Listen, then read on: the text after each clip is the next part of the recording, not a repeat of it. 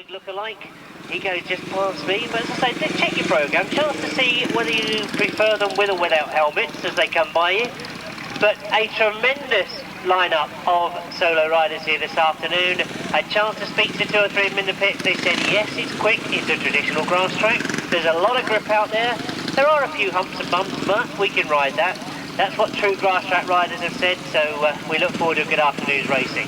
Number 14 that's coming round is Peter Lloyd. We've just been told that he will be riding this afternoon. He was the reserve that came to the meeting. He's got a ride. He's taking the place of number 171 Barry Woodruff, who's an on-starter. I'll give you all the official list of riders as indeed we get to the start of the meeting. Enjoy the parade of riders at the moment because that's indeed the competitors that are taking part this afternoon. Pete Reed, a local rider I can see going around. I'm sure there'll be a lot of sport for him this afternoon. Andy Riley, first time we've seen him in this part of the world. As he comes round, you'll see him, number 5. Clayton Williams, a rider that has done very well down here at Winchester. He finished 2nd last year.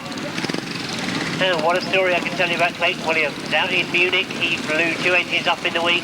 He's presumably been loaned an engine by Roger Taylor. That's good news. It's great to hear, and we hope that he goes well on a change of power, of course. Chance to see the 500 sidecars in action. They've just started coming past me, and I'm sure a lot of you have seen more of the 500 sidecars than perhaps I have. But I can remember them well when I have seen them. Indeed, we've got some very, very quick 500 sidecars here this afternoon. And Carl Squirrel is riding number 4 with the same passenger as put in the programme for Clive Sales.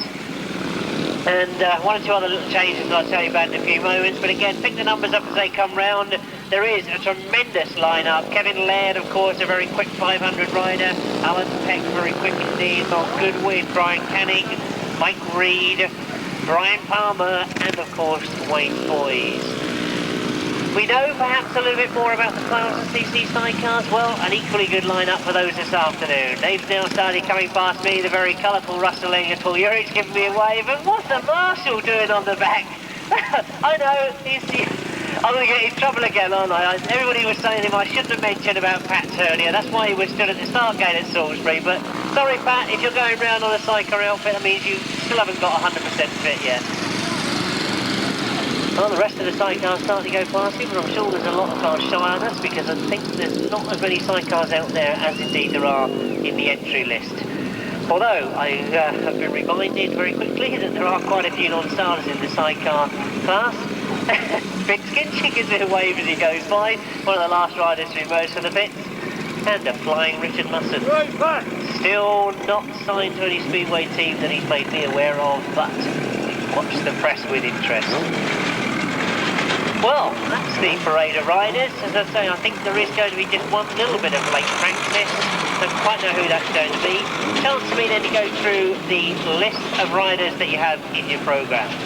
If you'd like to prepare your programmes ready, I'll do as I normally do, go through the list of riders as they appear in the programme. That's the national solo class on page 2. If we can run through those quickly.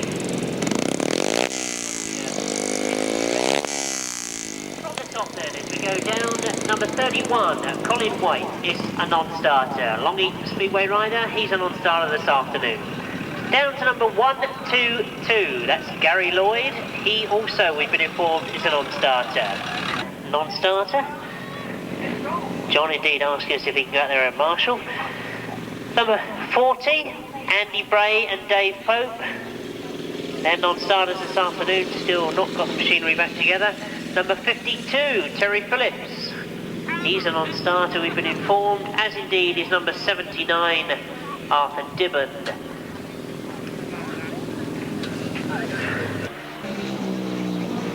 And the astute ones amongst you will recognise this. Very nice.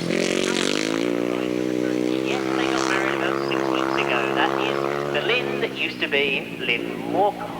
So, there we are, keeping you up to date with every bit of information I can. Don't think there's any other riders. Oh, my apologies. Yeah, closed to club. Number 29, Andy Paddington, is the only non-starter in the closed to club. So I was just thinking back to what happened last year. And I do remember now that Martin Hagan won it, Clayton Williams was 2nd, Trevor Banks was 3rd. But do you know what else has gone through my memory? I'm sure this was the meeting where I left the microphone on and was saying things I shouldn't have done. And I've just realised why. I reckon I'm going to be likely to do it again this afternoon. It hasn't got a normal on-off switch. I've got another little fancy button I've got to use, and I'm bound to forget to use that later on this afternoon. So, oh well, I'll get reminded of this meeting. I'll have to try and keep quiet once I've finished talking about the racing, won't I? That's going to be hard to do. We move into race 1. The first race of the afternoon for the 1992 MAUND McLeonard. It's the closed to club that we start with. It looks like a tremendous lineup of riders there, doesn't it? They're cramming on the page there, but as you can see it's point scoring, so right down to 16th place we've got to give you a result. We get underway then with race 1, and looking straight to the front, it is number 125, Henry Whitfield. Andy Northover has gone into that first corner straight after him, and as they move round that first bend,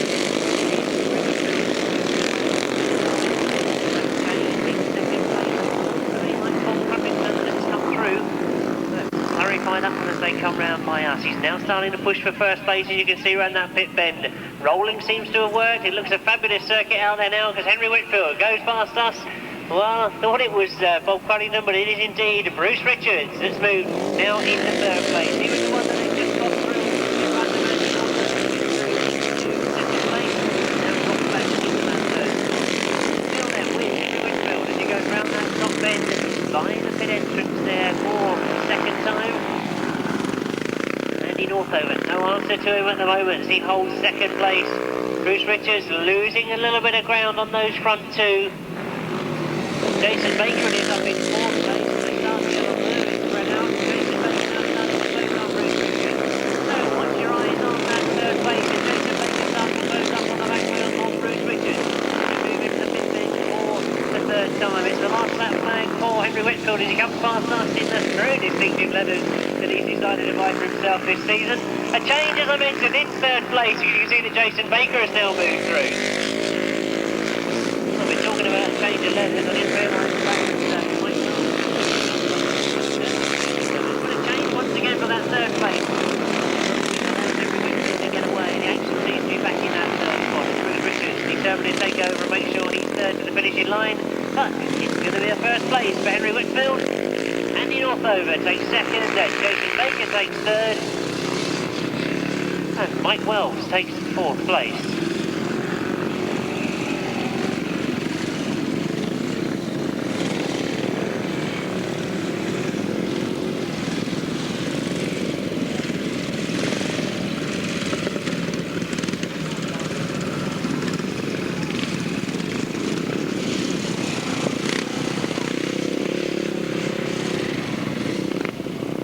First race of the afternoon for number 125, Henry Whitfield. In second place, number 85, Andy Northover.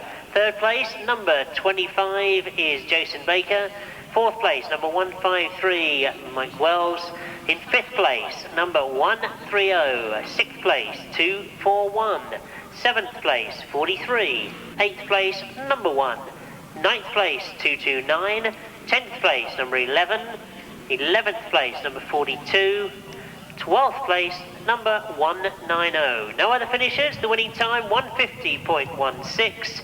Quickly run through all those again. 125, 85, 25, 153, 130, 241, 43, 1, 229, 11, 42, 190, and the winning time, 150.13.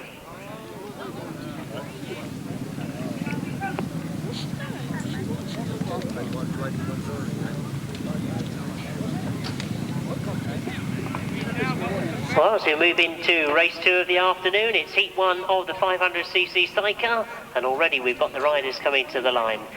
One addition to this one in grid 6 is number 75. My apologies, I didn't give you the details of Roger Newman. That's Roger Newman and Ian Vincent riding in the 500cc sidecar class. They come into that spare slot in grid 6.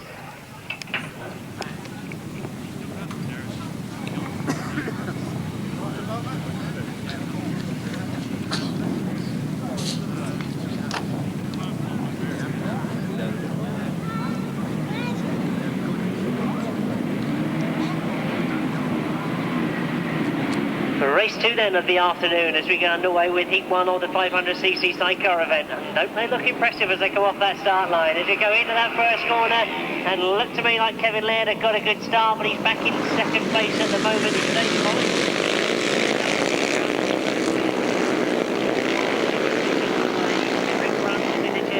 Collins. Collins, he goes down that back straight. It is indeed Kevin Laird that's up in second at the moment, but they're getting close as they come round by that pit bend. It could be interesting, this sort of circuit, to watch these 500cc sidecars on. Tony Cook and Andy Snape up in third spot at the moment. That gaggle of red leathers as they go round in third, fourth. On the front though, Kevin Laird starting to close the gap on Dave Collins. Into that pit bend they go for the second time, and it's Kevin Laird that's got the advantage. He looked a little bit quicker coming around that pit bend first time. This time it's paid off as he comes past us with a good lead in front of Dave Collins and Rick Francis. Well, I still think there's going to be a change for that third and fourth place, and again he starts to close up.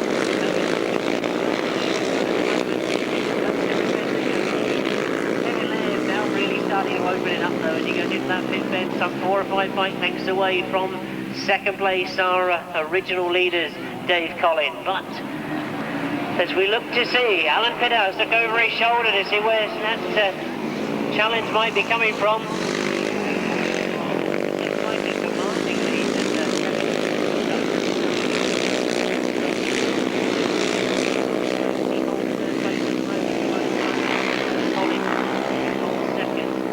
One more corner to do that as they come to the line for the checker flag. The first in the 500cc sidecars, and Kevin Laird it is that takes it. Alan Pitthouse in a chair, of course. In second place, number 5, Dave Collins and Rick Francis. And in third place, number 10, Tony Cook and Andy Snape. But a great start to the afternoon for the 500 chairs, and promises to be very hard for the best.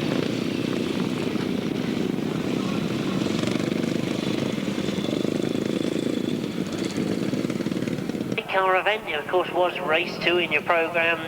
A win for number 7, Kevin Laird and Alan Pitthouse. In second place, number 5, Dave Collins and Rick Francis. Third place, number 10, Tony Cook and Andy Snape.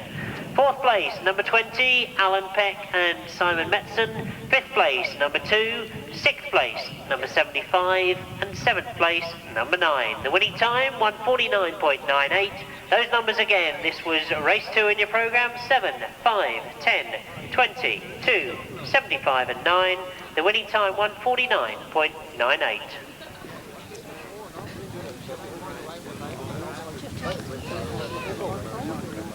Yeah.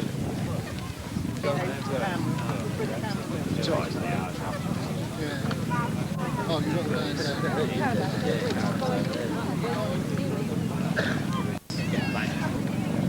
don't want to touch.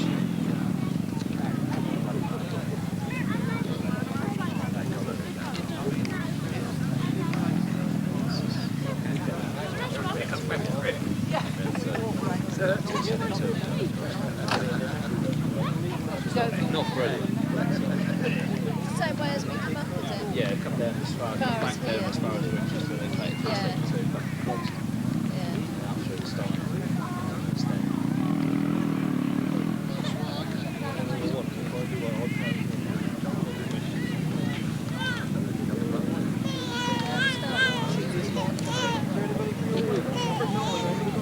Well, it's one of those awkward ones. I've got to.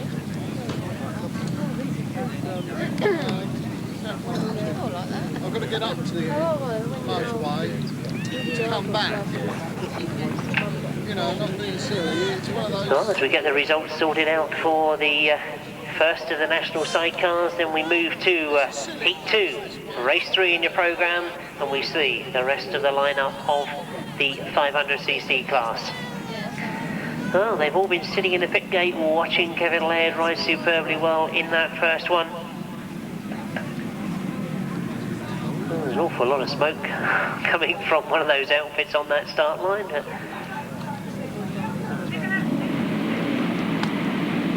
Well, we get a nice clean start once again, looking to see who it is that's made the best of those starts. It looks as if it is indeed outfit number 30, Mel Goodwin and Lester Goodwin that go into that first corner. Indeed, they've done superbly well.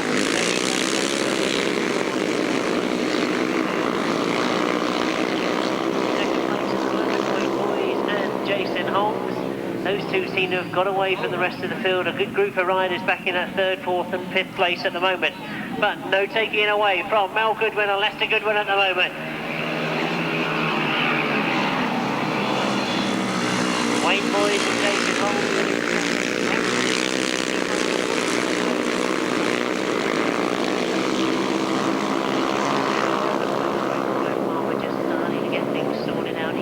Completely and has worked his way through into that 3rd spot. So we perhaps watch to see what's going to happen in that 2nd and 3rd place, as this time they're a little bit closer than they were the last time they came past me. No question about the lead at the moment. That of course is still with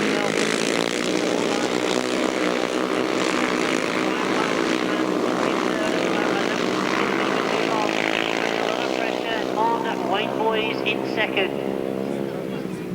One more lap to go, as indeed our finishing marshal indicates as they come past us this time, and Mel Goodwin with a good lead. I thought it was getting closer for that 2nd, but as you can see the gap has opened up once again. So, wait for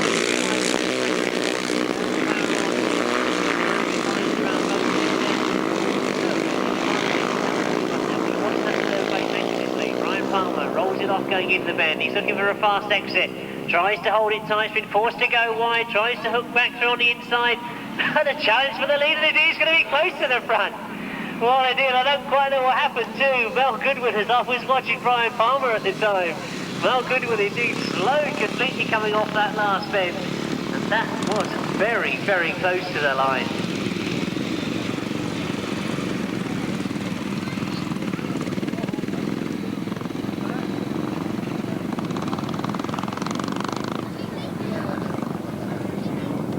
Number 30, Mel Goodwin and Lester Goodwin. They take race 3. In 2nd place, number 91, Wayne Boys and Jason Holmes.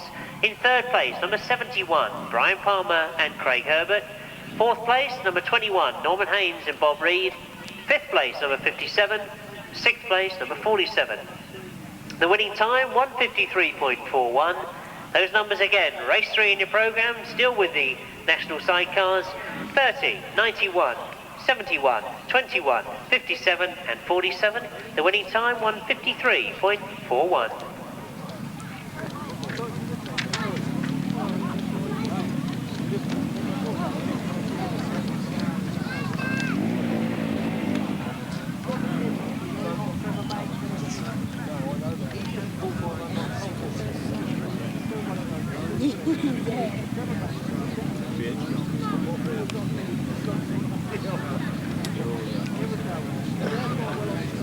Photographs that have been put into this programme.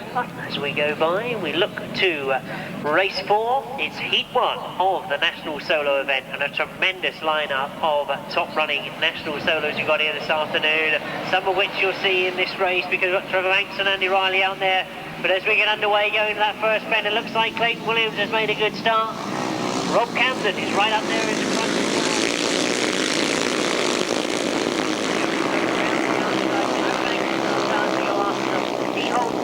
Andy Riley has moved up into 4th, and a challenge for that 2nd place. Rob Camden still hanging on to it just at the moment, but Trevor Banks looking to come through. Clayton Williams then getting away, and it looks as if perhaps he's going to get well and truly on par with this God's Angel that he's loaned from Roger Taylor.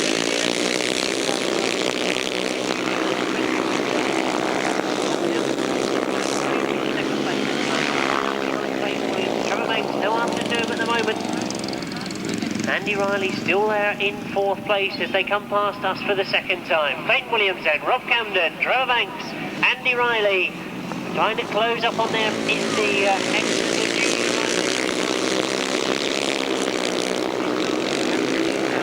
Trevor Banks. So yellow leather in 3rd place. Going round the outside on that 5th bend. Wonder if there's a fast line round that 5th bend. Trevor Banks is just about to prove it. He goes all the way round and it looks as if he's going to go after Clayton Williams as well. Into the top bend they go. Clayton Williams been riding that bend superbly.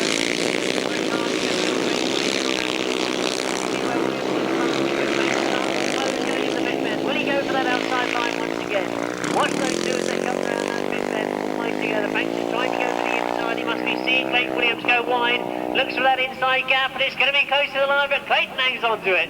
Trevor Banks gets 2nd, Rob Camden in 3rd, Andy Riley in 4th, Dave Wright finishes in 5th, and leading the rest of the riders home into 6th place is number 374, Adrian Stevens. In a tremendous race to start the afternoon off, a win for number 7, Clayton Williams. In 2nd place, number 4, Trevor Banks.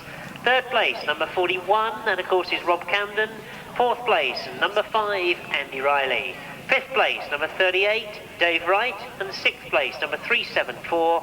7th place, 143. The winning time, 143.11. Those numbers again, 7, 4, 41, 5, 38, 374, 143. And the winning time, 143.11.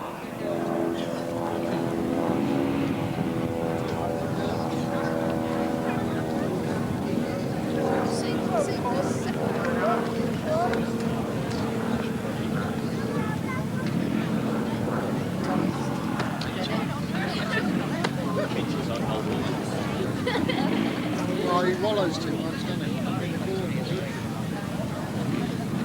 He's got too much milk.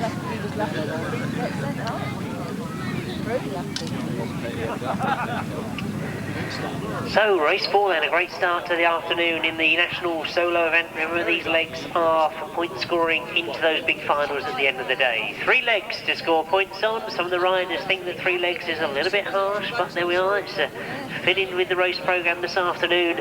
You know you've got to ride hard in 3 legs. Anything can happen. If it's a broken chain or anything like that, would mean you'll miss points in 1 heat. So it makes it very difficult. For race 5, we stay with the national solos, and what a lineup we've got in this one. Richard Mussen, Phil Ashcroft, who's had a great start to the season. Will James, of course, who has always done so well here at the MAUND McLeonards. He indeed has got his picture on the front of the programme this afternoon, but as we watch them break, we'll look to see who it is. It's Richard Mussen, and indeed Will James that get into that first corner. Duncan Tolhurst has moved up into 3rd place. Phil Ashcroft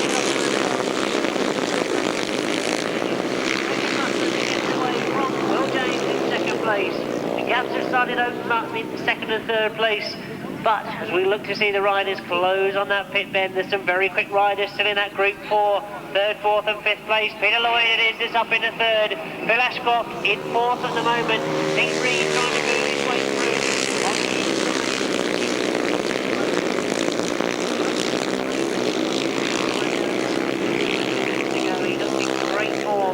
And unfortunately a tumble in one of his rides, but he come through a won-to-be final in great form. He now looks to be in great form again this afternoon, as he really is opening the gaps up between him and Will James in 2nd. Peter Lloyd just when he's trying to close in on Will James from 3rd. So that's still there. Real battle going on for that 6th place. He was in chasing every bend. 1 more lap to go for Richard Mussen then. He looks over his shoulder. He knows that he can afford to take it easy on his last lap. Will James still there in 2nd. Now Peter Lloyd is starting to close up. Let's say that Phil Ashcroft is coming around the outside of it.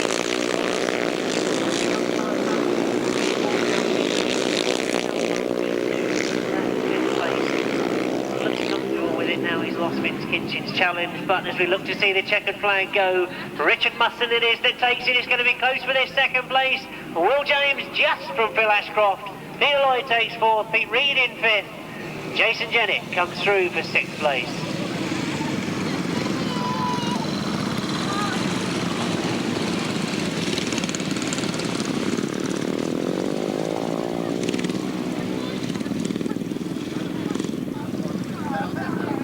Richard Mussen. Number 12 then in 1st place. In 2nd, number 46, Will James. 3rd place, number 18, Phil Ashcroft. 4th place, number 14,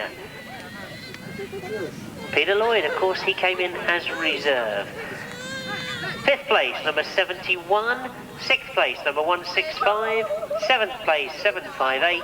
8th place, 179. And 9th place, number 8. The winning time, 140.52.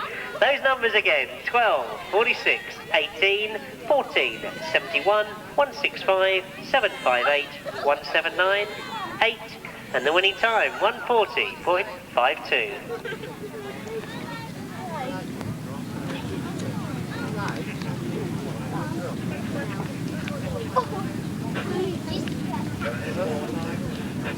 very top.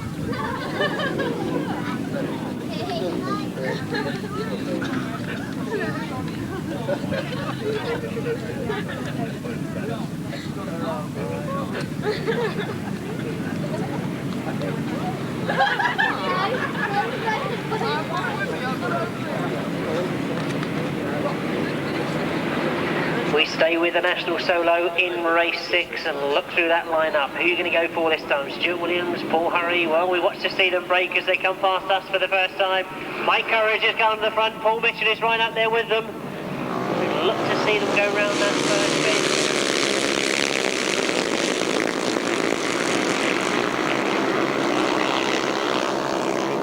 Now make out that is number 86, Paul Hurry, that's taken the lead. A tremendous first bend from Paul Hurry.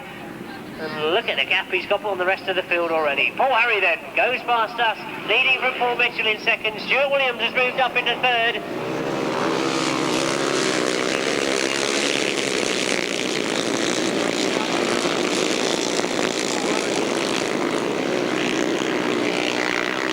Pressure. We look in that third spot as they come round past us for the second time. Richard Webb it is that was giving Paul Mitchell a hard time, but he was forced to go wide. Well, he's right with number 3 in the track, that is number 51.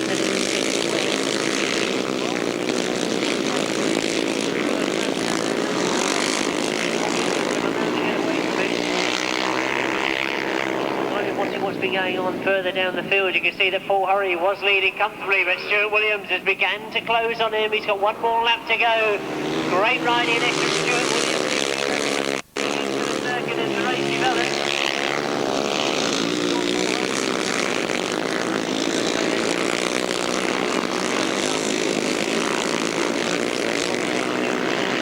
Patron, he comes off that last bend. But it is indeed a win from start to finish for Paul Hurry. Stuart Williams takes second.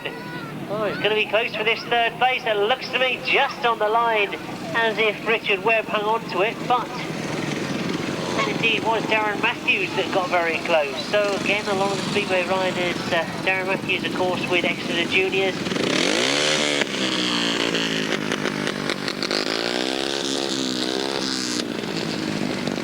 Going quickest in these first leg of rides. A win then in race 6 for number 86, Paul Hurry. In second place, number 203, Stuart Williams. Third place, number 22, Darren Matthews. Fourth place, number 29, Paul Mitchell. Fifth place, number 100, Mike Courage. Sixth place, number 112, Stuart Dempsey. Seventh place, number 23. Eighth place, 181.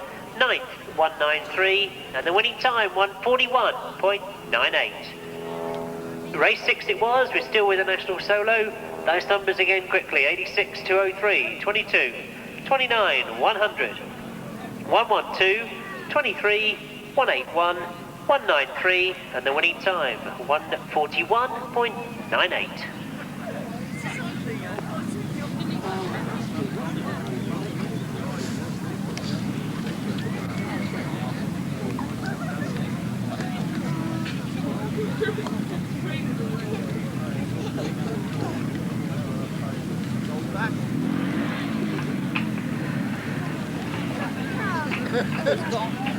There he was gone.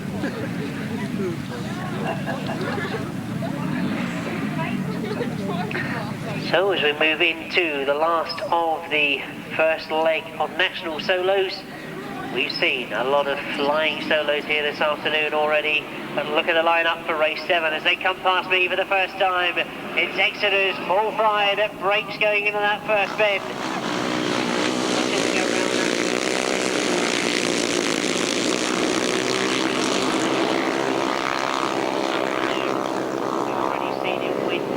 Centre 2 weeks ago. He took away the Salisbury Sizzler Trophy for 1992. He looks in great form, and he really looks to be enjoying it this afternoon. Jonathan Sims it is, has got the challenge in second place to go after him. Roy Sidecar's up in third.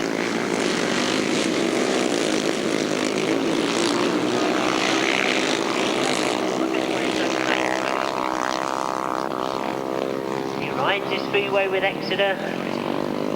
He smiled at me the other week when he won the Salisbury Sizzler and says, yeah, he was going to do quite a few grass tracks this year.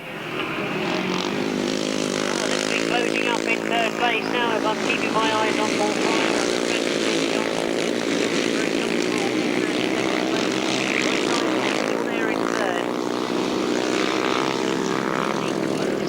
Second place as we go into that pit bend.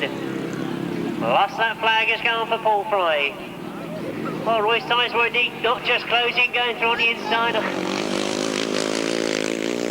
I should have concentrated, shouldn't I? Don't say it. Roy's tyres were indeed not down the field. It's the fourth pit now.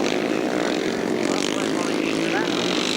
Trying to keep one away on Paul Fry and one on the rest of the field. Not what's going on. The checker flag goes for Paul Fry. Ben Howe comes across the line for second place. Jonathan Sims gets third. Alan Harmer crosses the line for fourth place.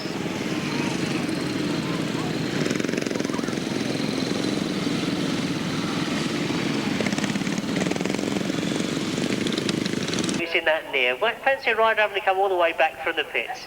I missed a rider out in race 6 and all the lap scorers didn't. What did I write it down differently? Let's give you the result of race 7 to start with. Race 7 reads as a win for number 55. That, of course, is Paul Fry. In second place, number 244, that's Ben Howell. Third place, 135, is, of course, Jonathan Sims. Fourth place, number 121. Fifth place, number 30. Sixth place, number 231. Seventh place, 261. Eighth place, number 33. And the winning time, 1:43.06. But where I made the error, and it was me, I will take full blame for this. All the lap scorers have got this one in, but I haven't. I made a mistake in third place. A win was definitely, as I gave it to you in race 6 for number 86. It was definitely number 203 in second. But I missed third. That was Richard Webb. Everybody's nodding their head in. Nobody told me when I did it, did they? Third place was, of course, Richard Webb, number 51. In fourth place then, as I gave to you third, number 22. Fifth place, number 29. Sixth place, 100. Seventh place, 112. Eighth place, 23. Ninth, 181. And 10th, 193. Well, I do apologise to the pit crew of Richard Webb. I'm more embarrassed that he had to run all the way up here and tell us, but it was down to me, totally down to me. The lap scorers all had it right. Perhaps my ears weren't working properly, I don't know. And all the lap scorers are saying they don't listen to what I'm saying anyway, so they would have noticed that I hadn't said the right thing. Hopefully that's corrected it all for you. I know some of you keep your point scoring as you go through the day. There's no need to really, because there are very competent people in here keeping the points. No, it's not me. There are very competent people keeping the points. I will get over the page quickly because we're underway with the first of the sidecars, the 1000cc sidecars, of course, the national class of 1000cc sidecars. And what a lineup we've got this afternoon. You can see Roger Measor and Steve Bailey. They get away from the start. It is those two that lead. Rustling has moved up into second. The Roy and Ken Spreadbury up in third at the moment. Alan and John Blewett holding fourth, but as they break down that back straight, look at the power of Roger Measor. Ah, this looked like being a good weekend for him and Steve Bailey. They started off in tremendous form. From the start, come round past us for the second time. Rustling and Collier Rich still there in second, and not closing the gap at the moment. Fight going on for that third place as Alan and John Blewett move through on the inside of Roy and Ken Spreadbury. A lot of work has gone on the outfit of Alan and John Blewett. They blew the engine up at the Salisbury Sizzler, the first race of the year in the southern part of the country. They travel all the way around every weekend, but they were looking forward to this one. Roger Measor is determined for goes past us to take the last lap flag in the first of the sidecars. Rustling is still there in second. Alan and John Blewett still holding third. And Roy Ken Spreadbury back now in fourth place and looking to come under pressure from Ian McCauley. Rick McCauley in fifth place. Watch to see as the checker flag is raised. The first of the afternoon for Roger Measor and Steve Bailey. He takes it. Rustling takes second. Alan and John Blewett cross the line in third place. Roy Ken Spreadbury pick up fourth. Ian McCauley in fifth.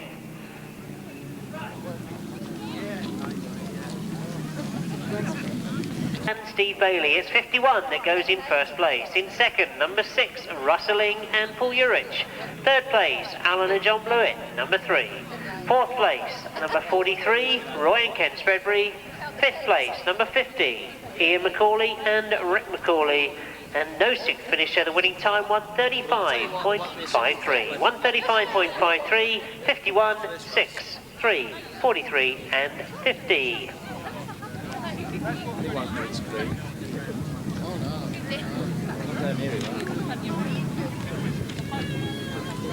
That's why you don't like it that far, so it's excluded too.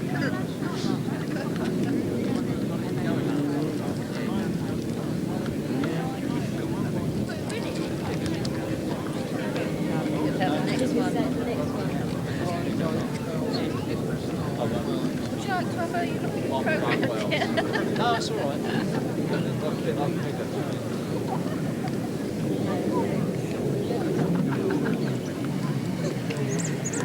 So the rest of the crews that are sitting in the pits have now seen Roger Measor's time. They'll be anxious to get close to it, to let him know the pressure's on.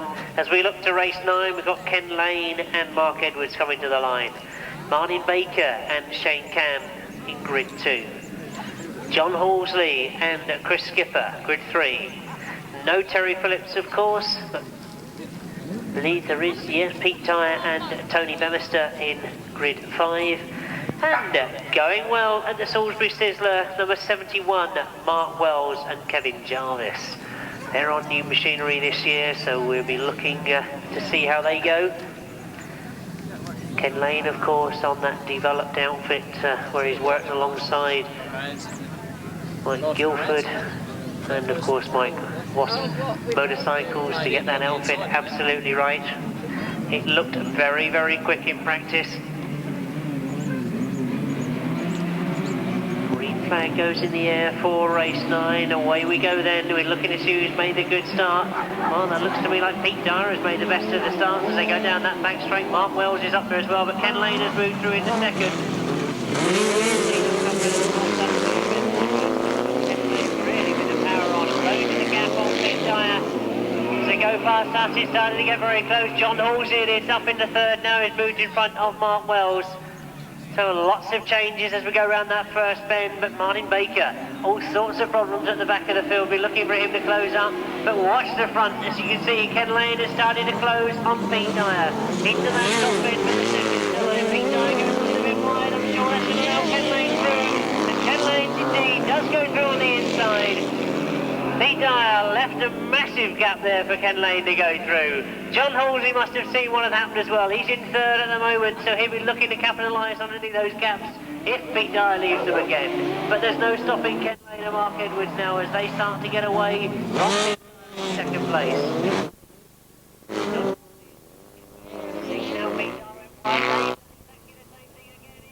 John Halsey this time has gone for it, but he wasn't quite as close as Ken Lane. John Halsey pushing hard in third place. No Martin Baker as they come round this time, so problems for Martin Baker and Shane Can. Indeed a return to the pit stop.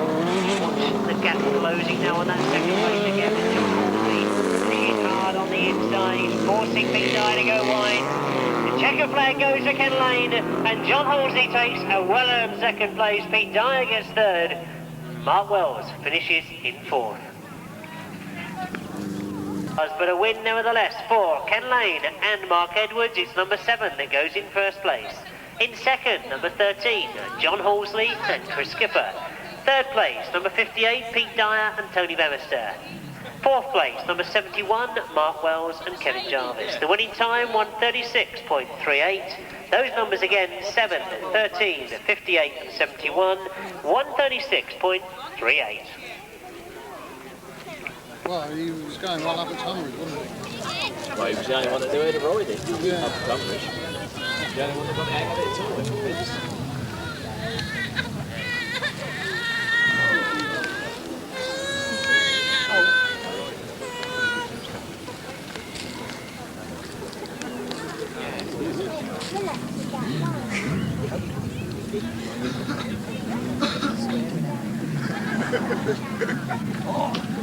Sorry. We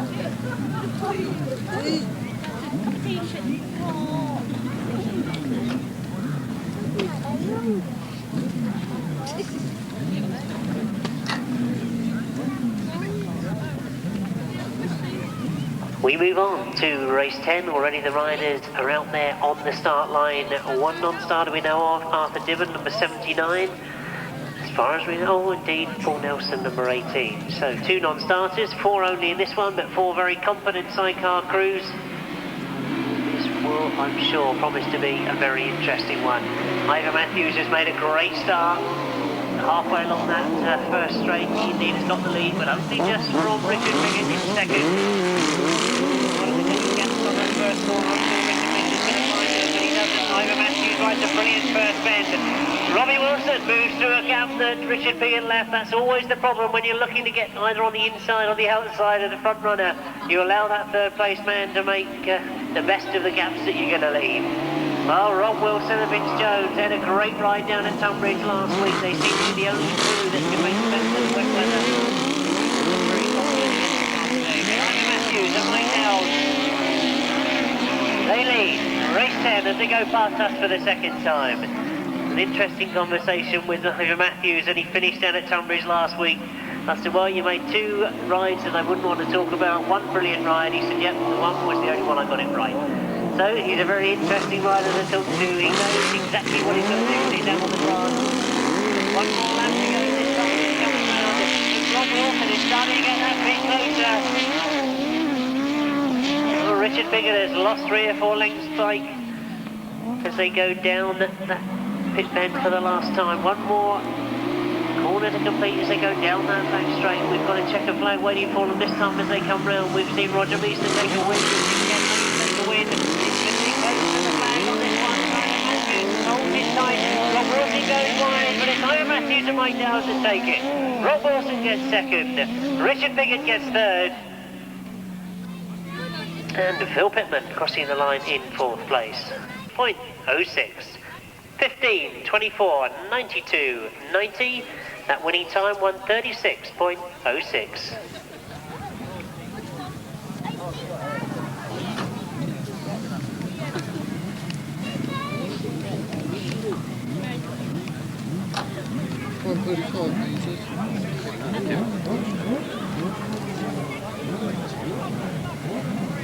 Patron, Wigan, he's coming out.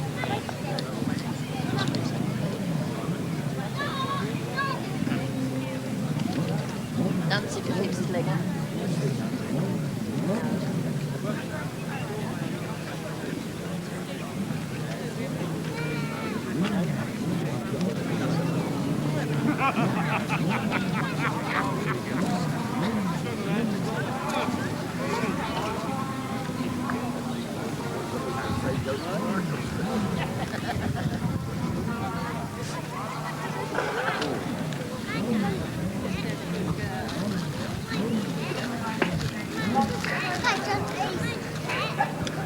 A lot of preparation going on for race 11. The non-starters we know of are number 33 and number 40. That's John Hunt and Andy Bray. So 4 only once again. Neil and Mark Page, Rory McGuigan and Alan Berry, John Hiscock and Shane Lapham. And number 245 is Pete and Mark Nunn.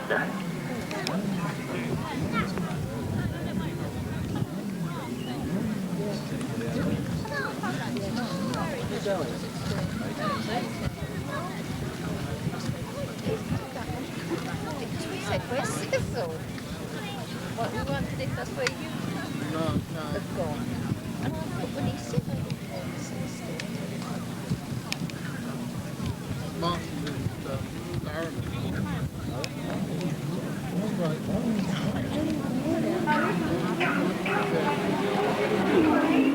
So the last of the first leg of sidecars. Anxiously looking at the start line to see if one outfit can get left. They've only got 3 going into that first corner. Coming out that first corner, as you can see, John Hiscock and Shane Lapham, the only survivors of that first bend.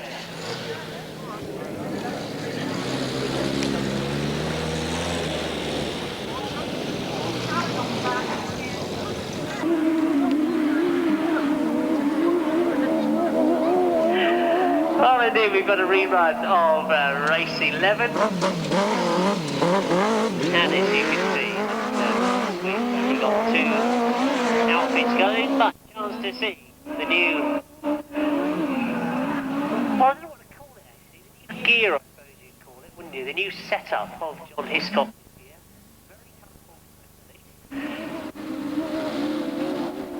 Immaculately turned out crew, and I know it seems like a little bit of formality that they've got to go around with this, complete this race distance, see what they've got to do.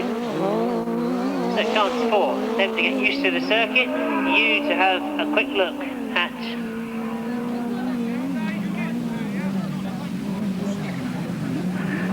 both these two crews. I can see that it was indeed Pete and Mark Nunn that have started and stayed in second place, so whatever that problem was that didn't allow them to get started in the first one, they've got it sorted.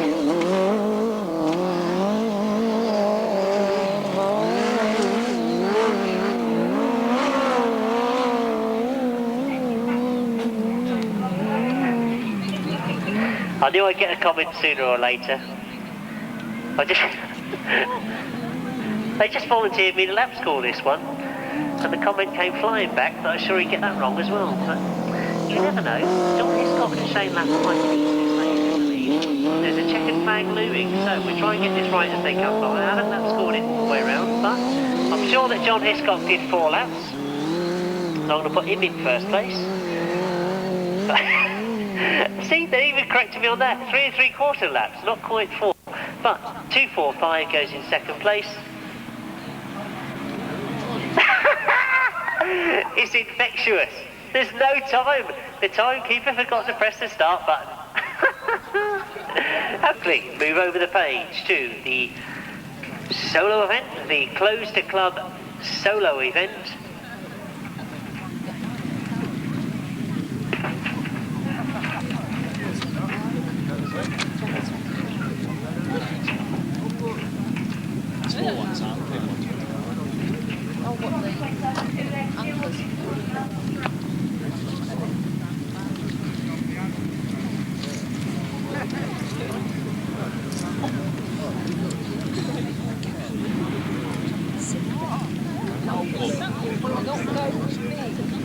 No woman, this is. You are an old woman.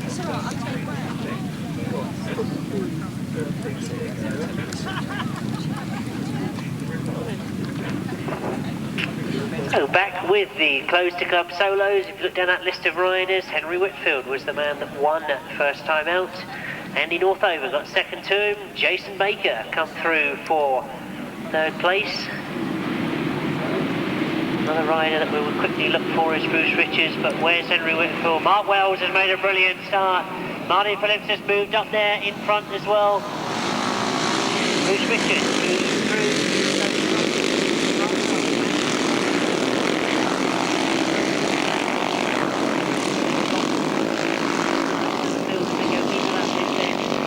First time. Bruce Richards up in second. Mark Wells, oh, my apology, up in third place. Jason Baker moves through into fourth place. Looking down that hill,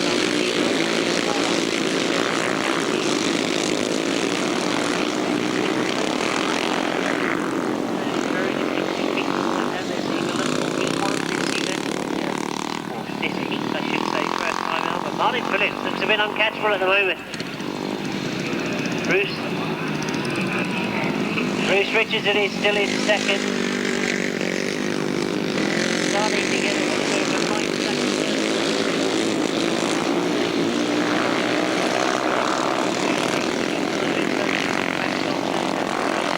The last lap flag goes for this time. Martin Phillips catching a little bit of a wobbly on that top end. But he goes past us, still holding the lead. Bruce Richards still there in second. Jason Baker scoring well again up into third place. Mike Wells holding fourth.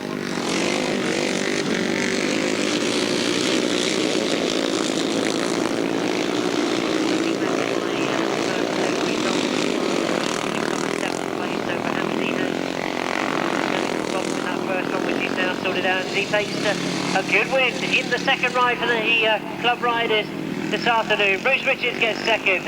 Mike Wells has moved up into third, and Jason Baker, fourth spot.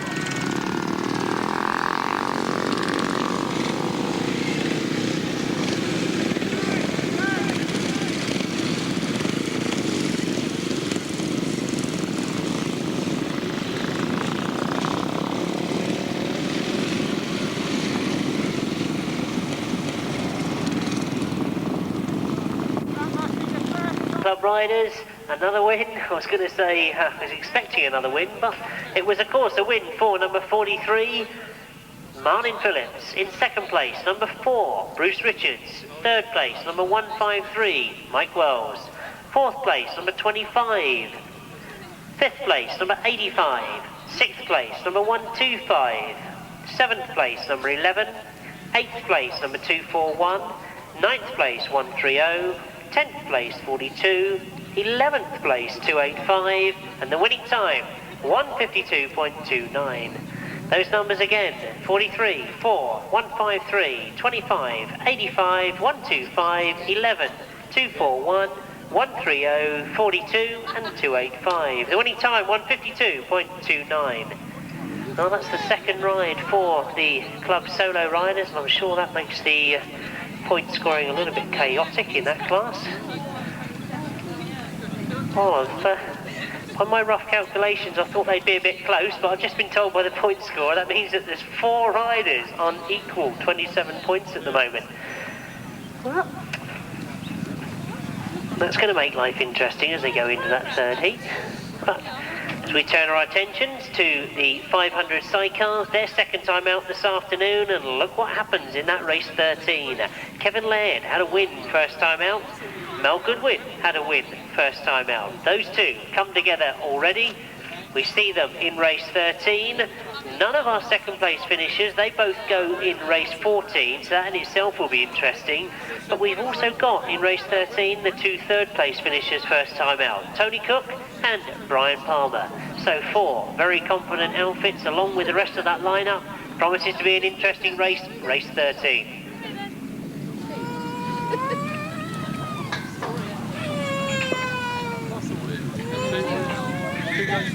Well, they were meant to go then. Look at that, you give them a good build-up, the green flag's in the air, and nothing happens.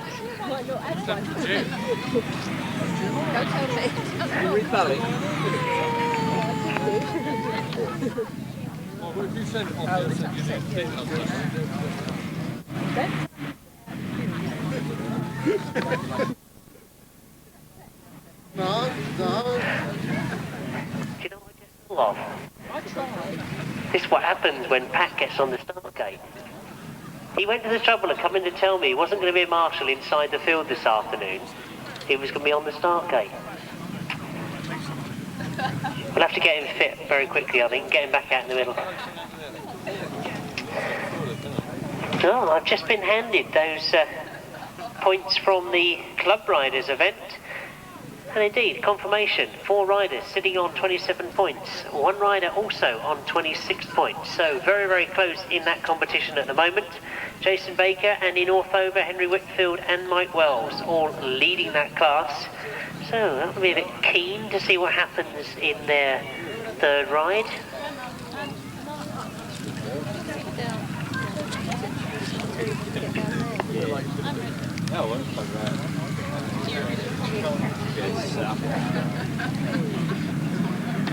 Well, I do think that was a problem with Mel Goodwin there, but he looks to have got himself sorted out as they come past us for the first time. Alan Peck has made a brilliant start on the inside. Kevin Laird has gone round his outside.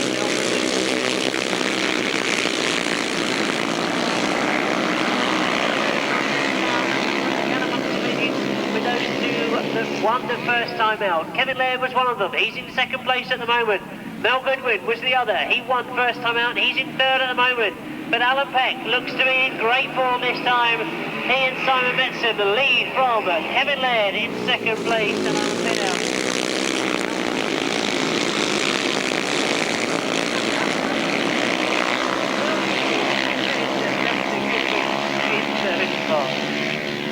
So Well, it starts to close up, as you can see. That first place is being hard fought for. Third place also being hard fought for. Our fourth place rider finding his Tony Cook as he goes round the outside of Mel Goodwin.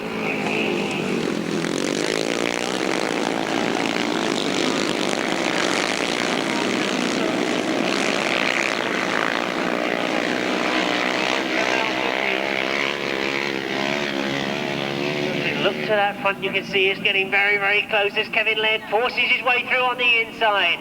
Alan Peck still going well in second. Tony Cook, of course, has moved up into third. Oh, we look to see now if Carl's working.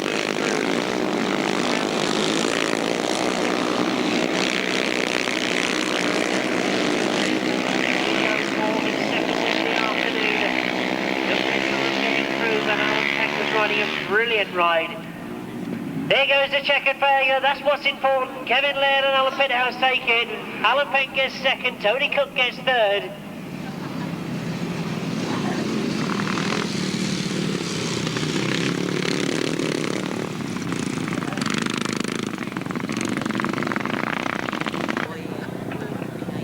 Alan Peck, you can see that he certainly made a race of it. It ended up being his second win this afternoon for number 7, Kevin Laird and Alan Pithouse. In second place, number 20, Alan Peck and Simon Metzen. Third place, number 10, Tony Cook and Andy Snape. Fourth place, number 71, Brian Palmer and Craig Herbert. Fifth place, number 2, sixth place, number 30, and seventh place, number 75. The winning time, 1:50.88. The results by numbers only: 7, 20, 10, 71, 2, 30, 75. The winning time 1:50.88. Well, it looked to be a good one on paper, and indeed it turned out to be just that. I do feel that there was perhaps some sort of problem for Mel Goodwin. He started reasonably well, but dropped back through the field, so we'll let him to go a little bit better on his third ride if they can find out what the problem is. But looking at race 14, interesting in itself, as I say, we've got 2 riders that finished second first time out. Number 5, Dave Collin and Rick Francis. They had a second place first time out. Equally so, number 91, Wayne Boys and Jason Holmes. And if you remember back to that race that Wayne Boys rode in last time, it was very, very close on the line. So, is it going to be a win for Wayne Boys? Will Dave Collins make sure it's a win for him? Or indeed, one other of the outfits we've got going in race 14? Indeed, all coming to the line at the moment. Don't get a chance to see these 500 outfits too often. They spend a lot of time abroad representing British racing on the continental circuits. We've got a great record across the continent. Indeed, a lot of these riders putting in great results. The restriction across Germany, Holland and France is that you can only race 500cc sidecars. We've always hoped that that would change, but at the moment it stays the same. And these are the boys that represent us abroad. Dave Collin it is, has made the best of the starts. Wayne Boys moves into second place as they go into that first bend.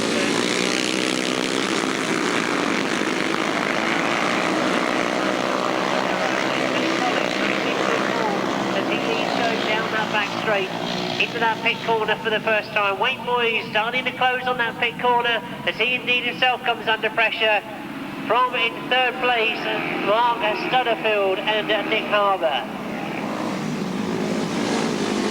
Mark Studderfield,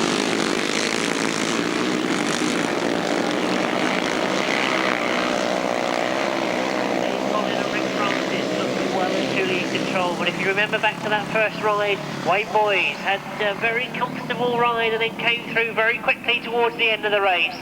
So we wonder if he's going to equal that again. He can see exactly what he's got to do.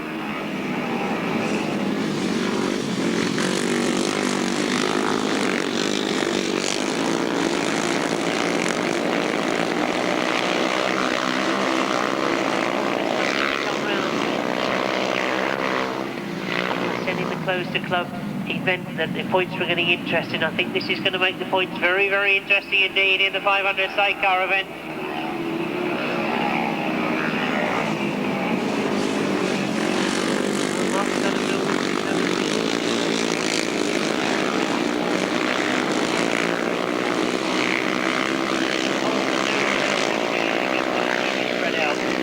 been watching the checker flag go this time. It was second place first time out. It's going to be a win for them this time. It's Dave Collin and Rick Francis that take it. Wayne Boys gets second. Mark Stutterfield gets third. Mike Reed in fourth. Norman Haynes in fifth.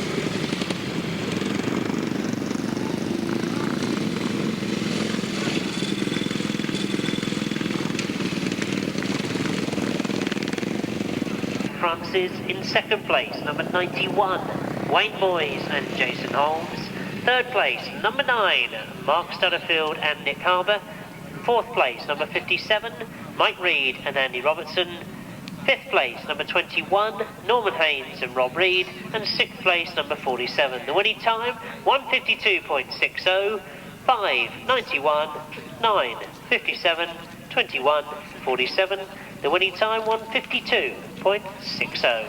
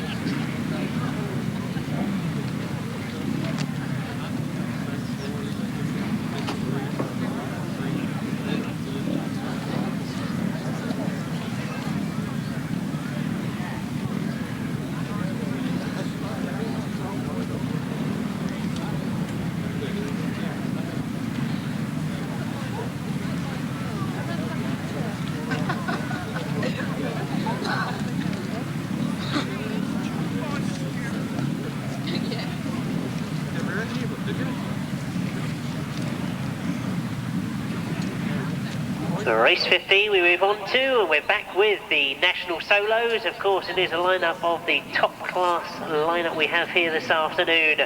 They've already had one ride apiece. They know the circuit now. They know where they can get grip, where they can't, where the lumps are, where the bumps are. So indeed, this time we should see them all going equally well as they did the first time out. We look to the lineup and we can see we've got none of those first leg winners. They all go in race 16 and 17 and 18, so none at all in race 15. But we have got Trevor Banks, who had a second. We've got Stuart Williams, who had a second. So will it be one of those two that pick up a first win this afternoon, or indeed one other of the riders? Let's look at the lineup as they break from that starting gate. We're looking for Trevor Banks, perhaps. He's on the inside. Roy Sizemore has made another brilliant start. Stuart Williams is right up there on the inside. Andy Riley.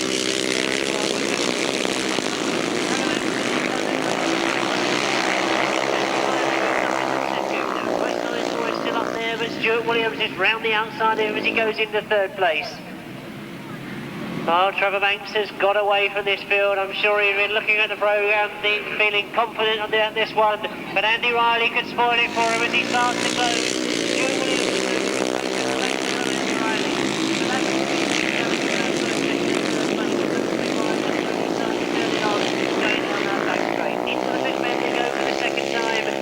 Andy Riley is closing in second, but all the time Stuart Williams is closing in third. He's forced to go wide coming out of that pit bend. He loves to ride a wide circuit, so he won't mind that at all. Cuts back and forth.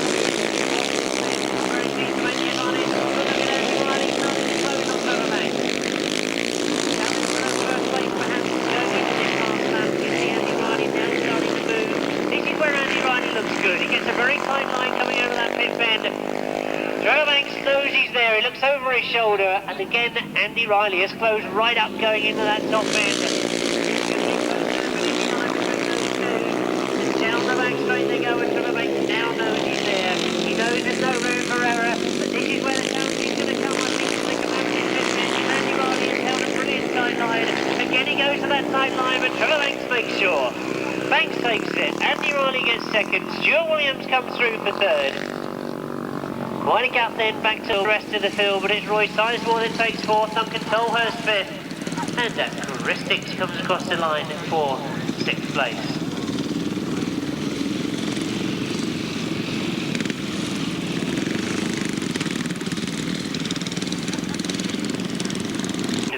Number 4, Trevor Banks. In 2nd place, number 5, Andy Riley. 3rd place, number 203, Stuart Williams. 4th place, number 231, Roy Sizemore. 5th place, number 74, Duncan Tolhurst. 6th place, number 30. 7th place, number 142, and 8th place, number 143. The winning time, 141.36. Those numbers again, 4, 5, 203, 231, 74, 30, 142, 143. The winning time, 141.36. Well, I'm sure you've all scanned your programs to see what they did last time out, but race 16, what a lineup we've got going in this one. Clayton Williams had a win first time out. Paul Hurry had a win first time out. Ben Howell fought his way through for a 2nd place finish. They all go in this one. They're joined by Mike Courage, Jason Jennett, Andy Gom, Mark Dimmer.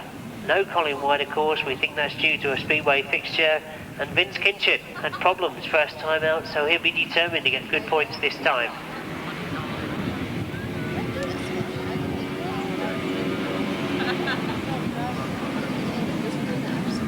Right down the middle of the track. Well, away we go for race 16 as they come past me. It's Mark Dimmer that's made a brilliant start going into that first bend. Clayton Williams goes after him and dives through on the inside. Vince Kinchin's up there in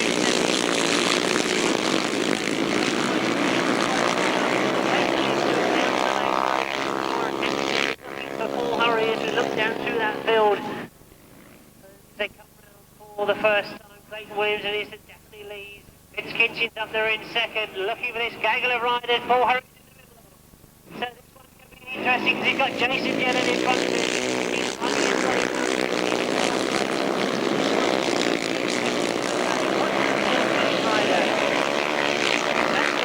Very, very quick indeed. He rides to Peterborough Speedway, so he'll be certainly pulling on all his experience. As I say, he's only a youngster, but I say that he's pulling on all his experience to ride in this one. Vince Kinchin giving Clayton Williams a hard time as he goes through on the top end.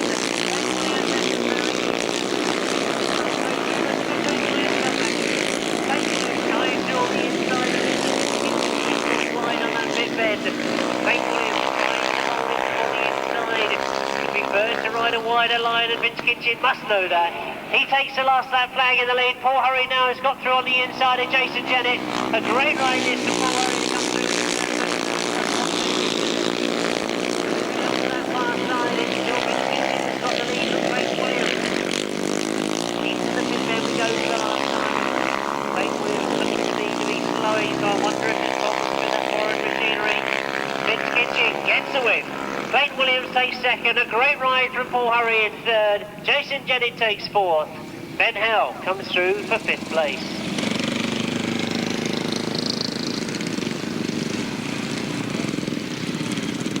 And this 2nd ride, he did just that. A great win for Vince Kinchin. Number 8 it is that goes in 1st place. In 2nd, number 7, Clayton Williams. In 3rd, number 86, Paul Hurry. 4th, number 165, Jason Jennett. 5th, number 244, Ben Howell. 6th, number 100, Mike Courage. 7th, number 261, Andy Gong. 8th, number 33, Mark Dimmer. The winning time, 143.11. 8, 7, 86, 165, 244, 100, 261, 33, and the winning time, 143.11.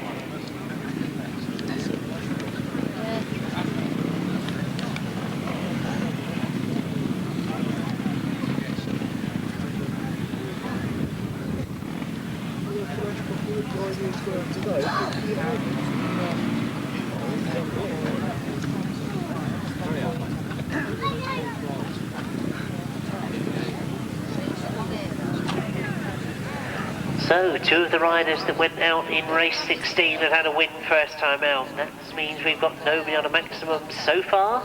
Looking for other winners that came through from that first round. Richard Mussen goes in this one. He rides number 12, A very good win first time out, so we wonder if he can keep maximum points through to that final. The only other winner goes in race 18, so he's got no winners against him. But Dave Wright, Phil Ashcroft, they had good rides first time out. Alan Harmer, no Barry Woodruff, of course, his place being taken by 14, Peter Lloyd.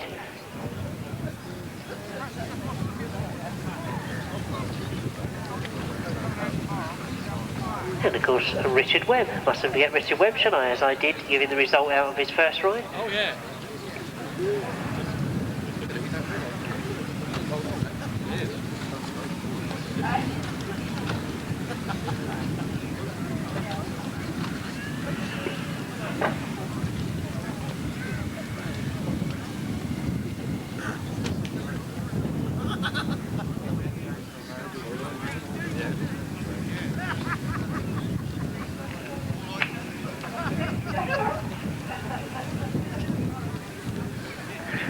Well, it looks as if it's Dave Wright that's got a problem on this other side of the circuit.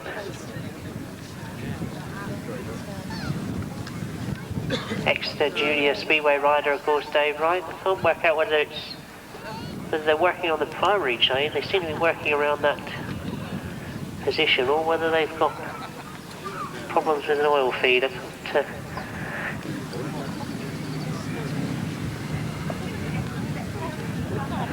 so the rest of the riders now realising that Dave Wright is ready to go.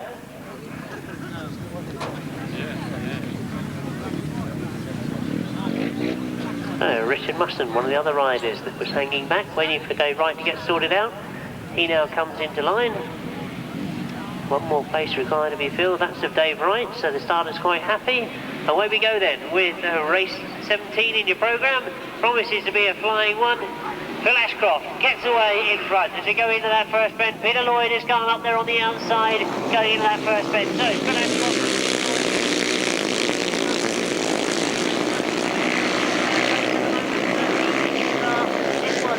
Interesting.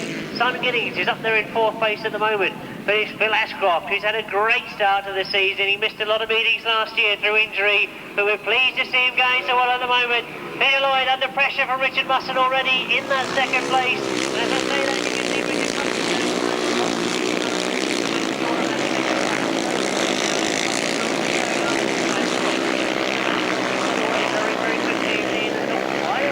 Richard Mussen is the sort of rider that's capable of closing that down.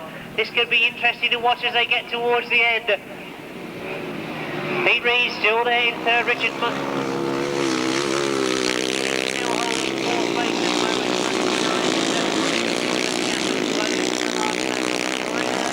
He's got a lot of work to do to try and close that down. 4 point scoring over 3 legs, so you wonder if it's going to be worth trying to break that gap down, but I'm sure Richard Mussen will go for it. One more lap to go. Phil Ashcroft still holding the lead.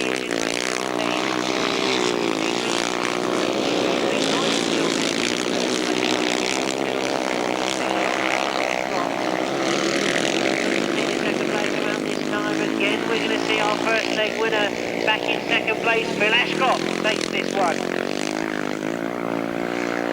Richard Mussen takes 2nd. Pete Lloyd gets 3rd, Simon Giddings in 4th, and finishing in 5th, Dave Wright.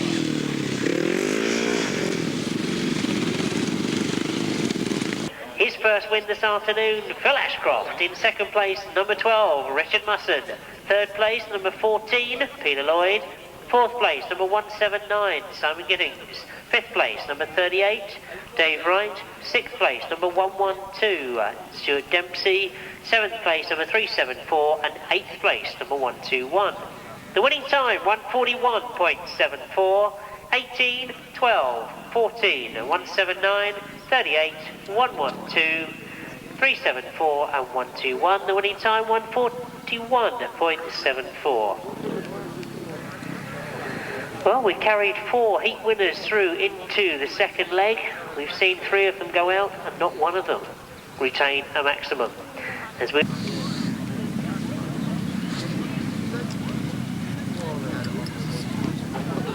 Well, I've just been told who won the Grand Prix. No, I'm not going to give it out because I had a lot of stick last year when I gave out things like the results of Grand Prix, and people said, I didn't want to know, I was videoing it.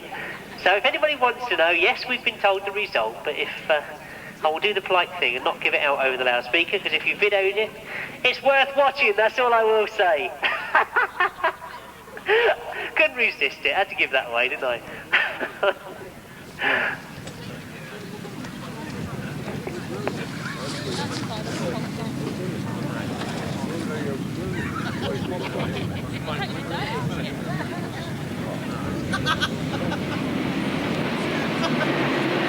So away we go then with race 18, as I mentioned, Paul Fry, the only one that we haven't seen so far from those early wins, and indeed we're looking at that first corner. It's Will James has got the lead going into that first win.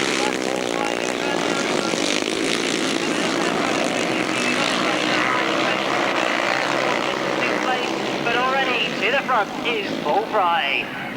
Well, he catches a bit of a grab in the middle of that bend, it forces him wide. Will James has seen him do that, but look at Paul Fry go. He really is in sensational form at the moment. Will James has seen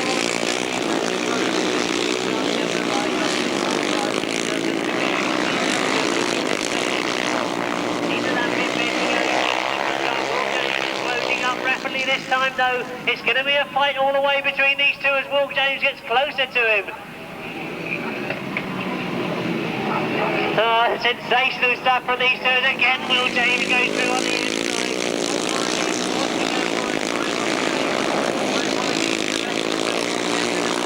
First place, but a great traffic going on at the front. Good ride this again from Rob Campton in third place, but as we watch the last lap flag go, Paul Fry really does look to be wondering where he's going to go next. Anxiously looking down at machinery. I wonder if there is a problem with that machinery, but if there's a problem, he's certainly doing well to hang on to that lead. Will James.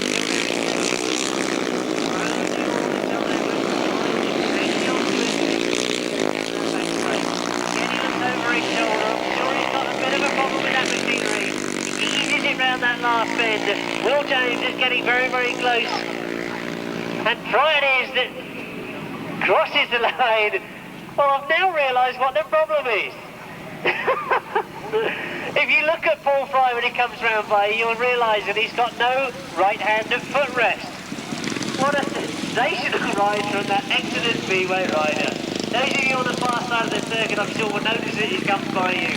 But he's got no footrest on that right-hand side. I just noticed it as he come across the line. I won't lie, I didn't notice it. Somebody come and told me.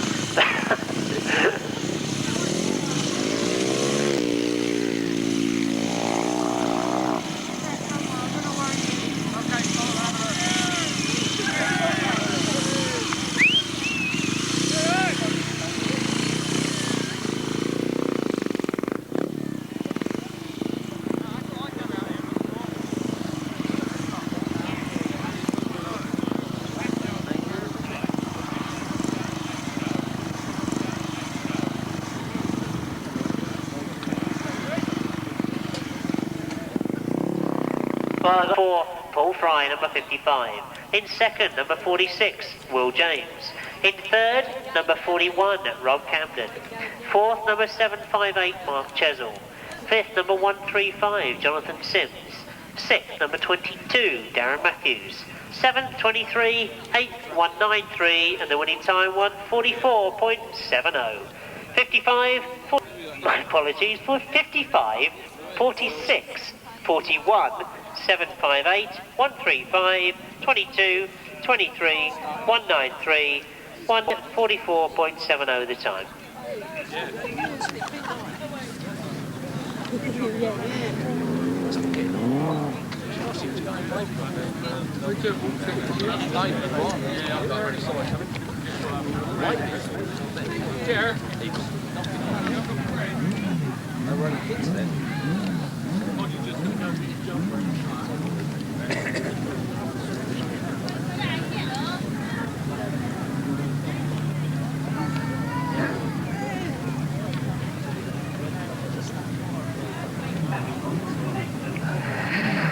So we've seen the national solos develop after two rides, and I think you've probably all worked out the points yourselves. Yes, Paul Fry is the only one on the maximum, but Richard Mussen, Trevor Banks and Clayton Williams all sit on 19 points. Paul Hurry, Phil Ashcroft, Will James and Stuart Williams. They're very close behind them. We move into the National Sidecars, 1000cc sidecar event, and a lineup of Alan Blewett, no Chris Myers, I'm told, Rob Wilson, Pete Dyer and Mark Wells. So that's how they line up.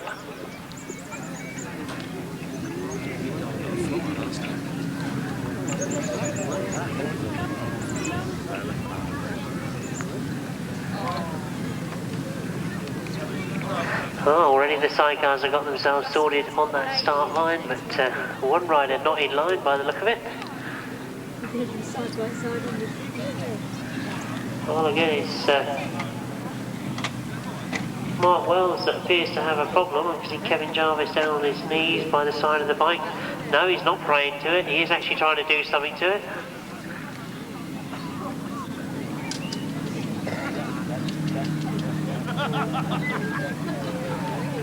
It's lava.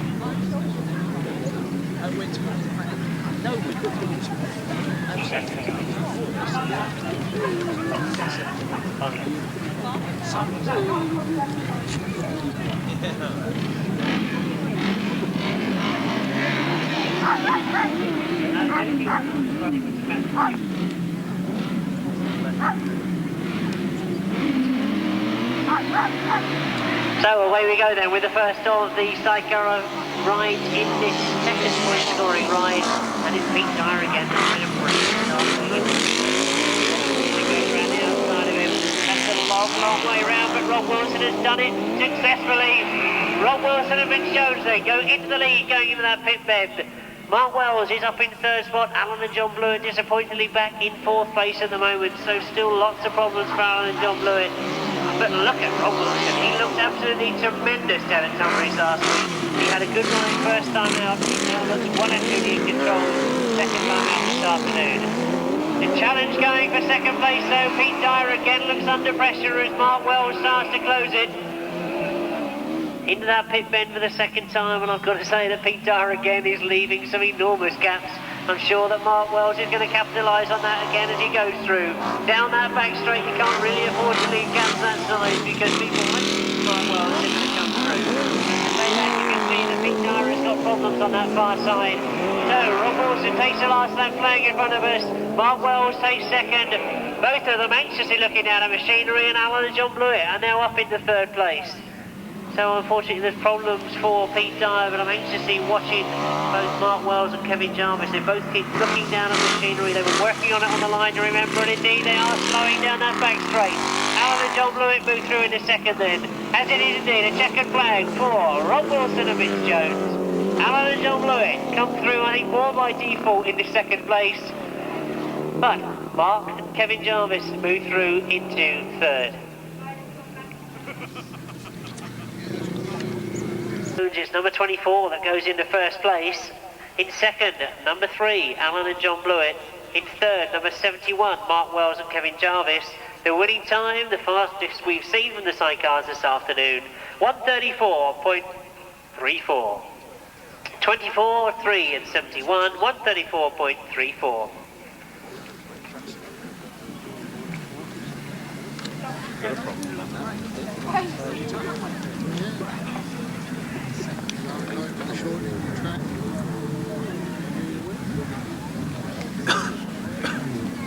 So that is wide enough they could basically in the corner.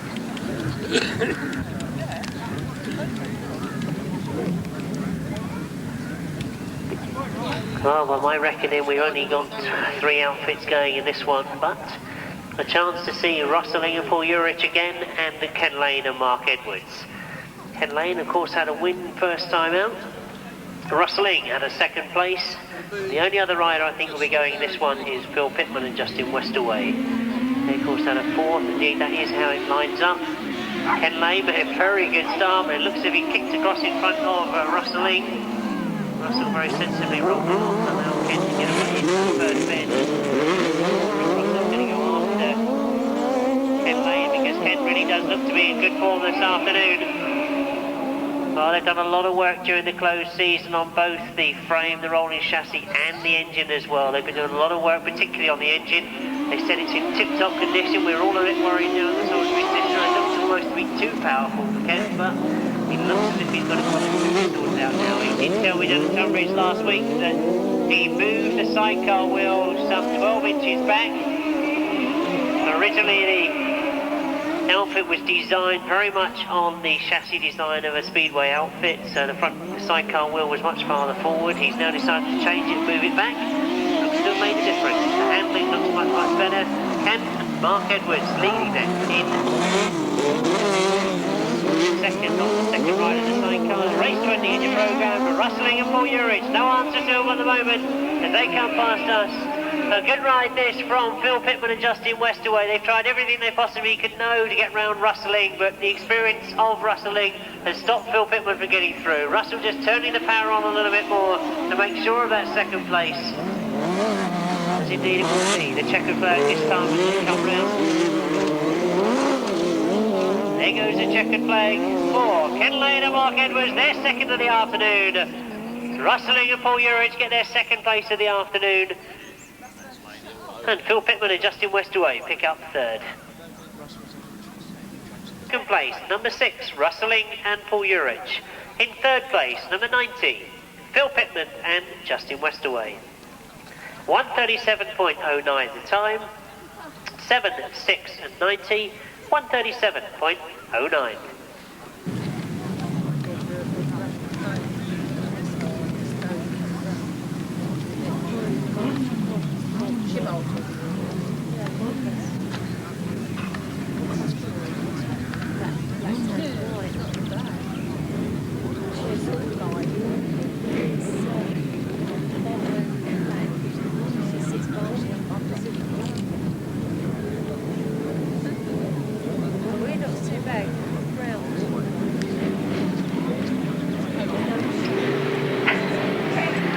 Race 21 we get underway with, as you can see, a chance to see Richard Piggott in action again. He of course is our British Masters champion, and he indeed gets into that first corner. Richard Piggott and Martin this one, as you watch him come round past us for the first time. Ian McCauley trying to get through on the inside of Roy Spreadbury, who's up in second place. John Halsey back in fourth place, but you're going to see him coming through the field as the race develops. Richard Piggott not really being able to get away from Roy and Ken Spreadbury. They're still holding second place and look quite comfortable as well. Ian McCauley still there in third place. Richard Piggott really having to work for this one. John Halsey back there in fourth place, picking up everybody's dirt. Now tries to work through on the inside of Ian McCauley. He went for the outside line on that pit bend last time. Still desperate problems for Martin Baker back at the back of the field there. They still haven't quite got things on song for this season. As they come round, but look as if Roy and Ken Spreadbury really have got the answer to Richard Piggott and Martin Bailey. John Halsey now moves through into third place. And again it starts to get close, maybe at the front. Richard Piggott looks determined to hang on to this win. Roy and Ken Spreadbury again trying to get it. Oh, you can see